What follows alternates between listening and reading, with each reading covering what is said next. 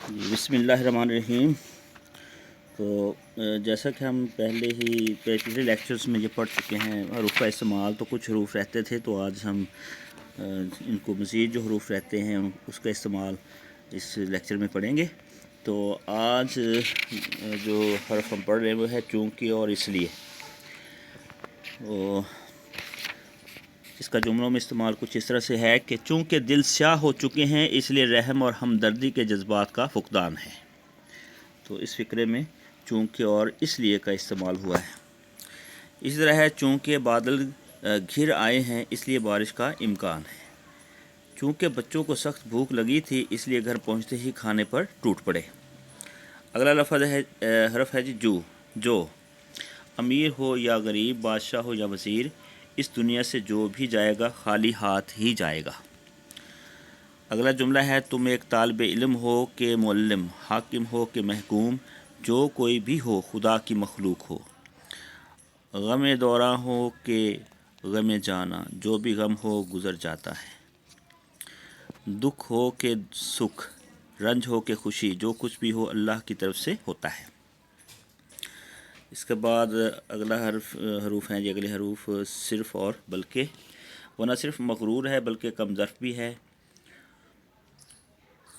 اور کلوروی صاحب نہ صرف اچھے معلم بلکہ اچھے منتظم بھی تھے۔ راشد صاحب صرف ذہین ہی نہیں بلکہ محنتی بھی ہیں۔ صرف محنت ہی نہیں بلکہ دعا بھی ضروری ہے۔ اب ہے یہ حروف جون جوں اور تو کا استعمال۔ جون جوں وہ بڑا ہوتا گیا، تو اس کا جنون بھی بڑھتا گیا۔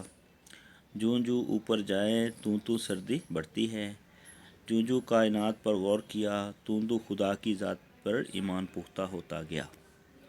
جون جوں میری شفقت بڑھتی گئی، تو اس نادان کی گستاخیاں زیادہ ہوتی گئیں۔ اس کے بعد حروف ہیں جیسے جیسے ویسے ویسے۔ تو جیسے جیسے گرمی بڑھتی گئی ویسے ویسے مری اور ایبٹ آباد کی رونق میں اضافہ ہوتا گیا۔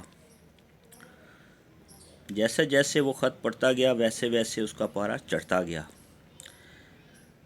اور اسی طرح جیسے جیسے نشستیں خالی ہوتی گئیں ویسے ویسے آنے والے ان پر براجمان ہوتے گئے۔ جیسے جیسے دلوں کے فاصلے کم ہوتے گئے ویسے ویسے تعلقات مضبوط ہوتے گئے۔ اگلا حرف ہے بس۔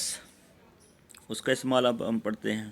بس اب جانے بھی دو، بس اب اسی پر اتفاق کرو، بس اب کچھ اور کہنے کی گنجائش ہے، بس اس کی مقدار ہی ایسی ہے، بس اس کے مقدر ہی ایسے ہیں